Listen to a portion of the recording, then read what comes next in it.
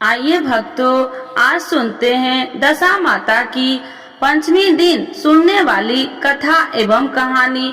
तो एक बार बोलिए प्रेम से दशा माता की जय, भगवती माता की जय। एक राजा की दो रानी थी।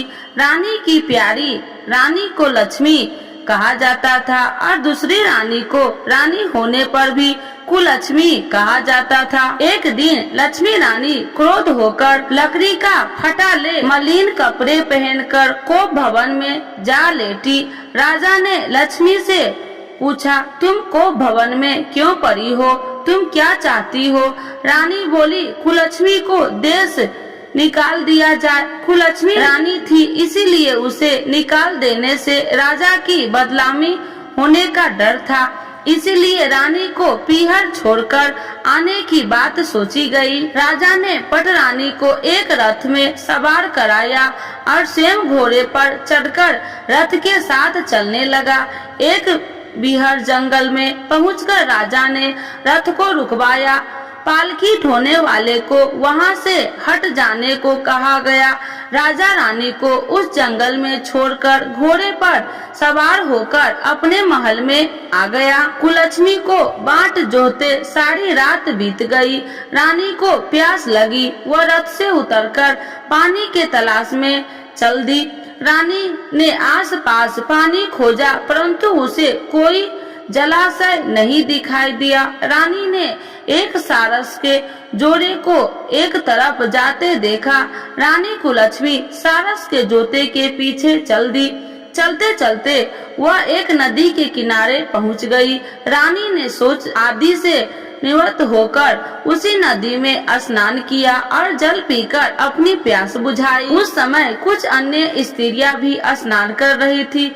स्नान करने के बाद उन स्त्रियों ने दशा माता का डोरा लिया। उनके पास एक डोरा बच गया। उन्होंने रानी से डोरा लेने का अनुरोध किया। रानी डोरा लेकर अपने रथ में आकर बैठ गई।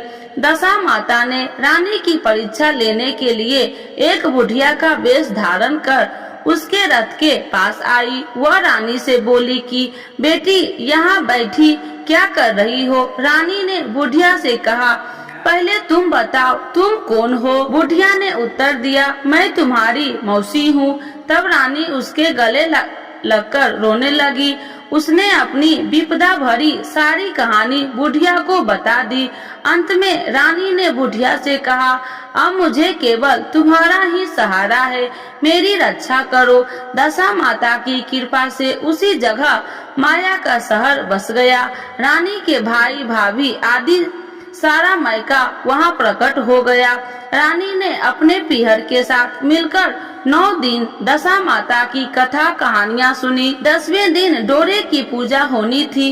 उसी दिन सवेरे उठकर दशा माता ने रानी से कहा, नदी में स्नान कर आओ, वहाँ तुमको स्वर्ण कलश मिलेगा, तुम उसे ले लेना और जो डोली तुम्हें लेने आए उसी में बैठ जाना। किसी से ये मत पूछना कि यह डोली किसकी है। रानी ने नदी में स्नान किया। वह स्नान करके बाहर निकल आई तो उसे 2 स्वर्ण के कलश नदी के किनारे रखे मिले। उन्हीं के पास रेशमी वस्त्र रखे थे। उन वस्त्रों को रानी ने पहन लिया और चलने की तैयार हुई तो उसे डोली आती दिखाई दी।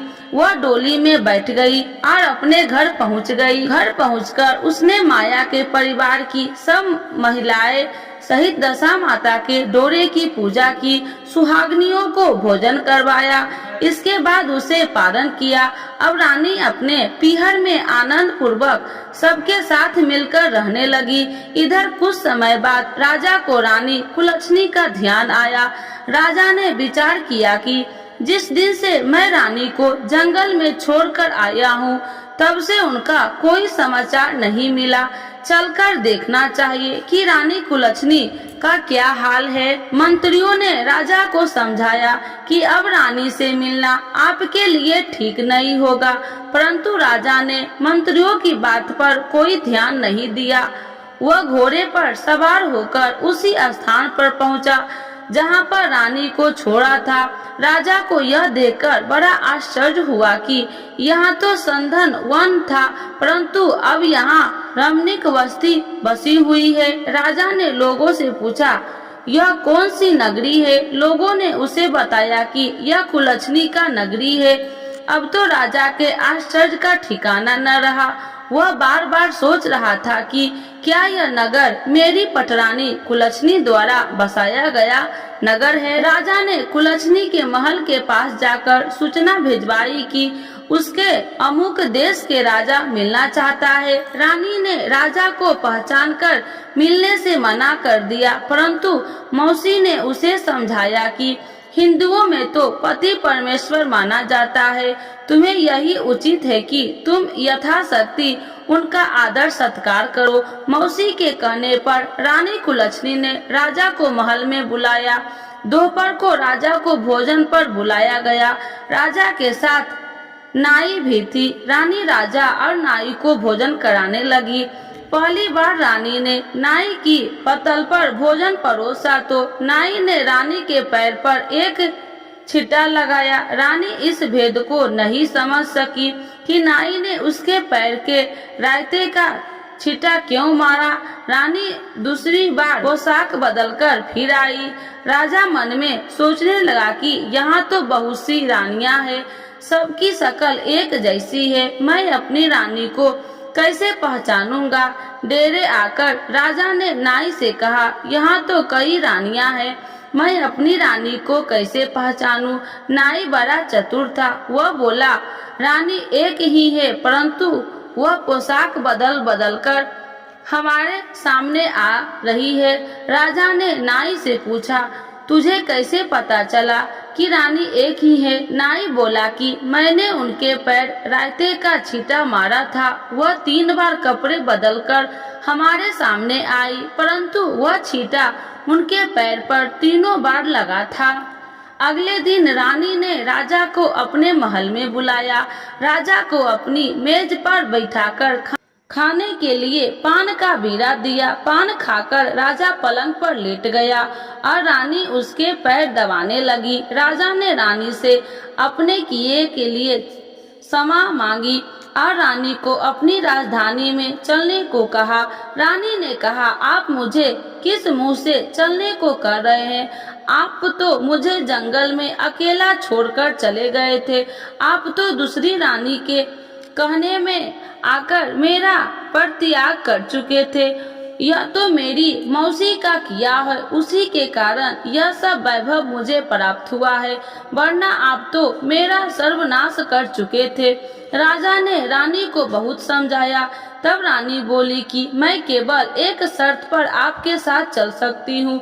आप मेरी मौसी से वरदान मांगेंगे कि यह नगरी आपकी राजधानी के पास पहुंचा दे, जिससे जब मेरा मन चाहे आपके पास रहूं और जब जी चाहे मौसी के लिए महल में चली आऊं। मेरी मौसी बड़ी दयालु है, संभव है कि वह हमारी बात मान जाए। राजा ने दशा माता मौसी से प्रार्थना की। मौसी ने राजा की बात मानकर दोनों शहर को आसपास स्थापित कर दिया, मानो एक दूसरे के ही भाग हो। राजा ने दशा माता की कृपा का फल जानकर शहर में ढिंढोरा पिटवाया कि उसकी प्रजा दशा माता की पूजा किया करे। भगवती दशा माता ने जिस प्रकार कुलक्ष्मी पर दया करी, वैसे ही दया सब जनों पर करना। तो एक बार बोलिए प्रेम से, दशा माता की जय, भगवती माता की जय।